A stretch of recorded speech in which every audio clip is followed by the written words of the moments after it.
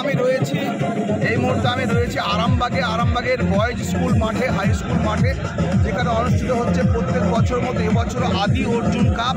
এবং গঙ্গার এপারের এত বড় একটা ক্রিকেট টুর্নামেন্ট হচ্ছে। এবং গঙ্গার এপারে এত বড় এই কারণে বলছি, কারণ ডিউজ বলের, এটা লেদার বলের ক্রিকেট অনুষ্ঠিত হচ্ছে। টেনিস বল অন্যান্য জায়গায় হয়, এবং এই এলাকার এই লেদার বলের ক্রিকেট টুর্নামেন্ট বেশ আকর্ষণীয়। আপনারা দেখতে পাচ্ছেন একেবারে সেজে উঠেছে গোটা মাঠ।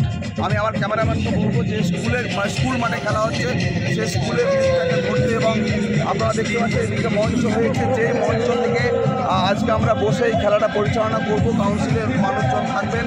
এবং এটা হচ্ছে আরেকটা প্রান্ত, গোটা মাঠের বিভিন্ন দিক আমরা ঘুরিয়ে দেখাচ্ছি।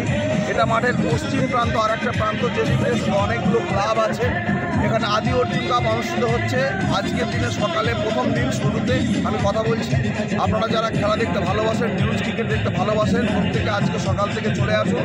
আজকেও ডে নাইট হবে, আগামীকালও ডে নাইট হবে। এবং স্পেশাল খবর আছে আজকের এবং কালকের এই যে টুর্নামেন্ট, নিউজ বলে ক্রিকেট টুর্নামেন্ট যেহেতু হচ্ছে, এখানে এমন কিছু খেলোয়াড় আসবেন যারা আইপিএলে খেলেছেন। এরকম অনেকজন একাধিক খেলোয়াড় খেলতে আসবেন 8টা টিমের কোনো না কোনো টিমে আপনারা দেখতে পাবেন। এবং নাম করা খেলোয়াড় আছে, আমি নামটা এই মুহূর্তে আপনাদেরকে বলছি না, সেই সময় আপনারা দেখতে পাবেন।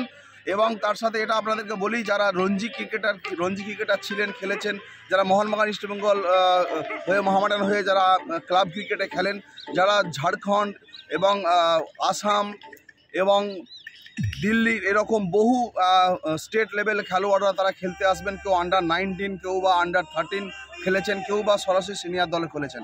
ভালো ক্রিকেট দেখতে, ডিউজ বলে ক্রিকেট দেখতে, গঙ্গার এপারে সবথেকে বড় ক্রিকেট টুর্নামেন্ট দেখতে চলে আসুন আরামবাগের বয়েজ স্কুল মাঠে। আদি অর্জুন কাপ পরিচালনায় অর্জুন একাডেমি।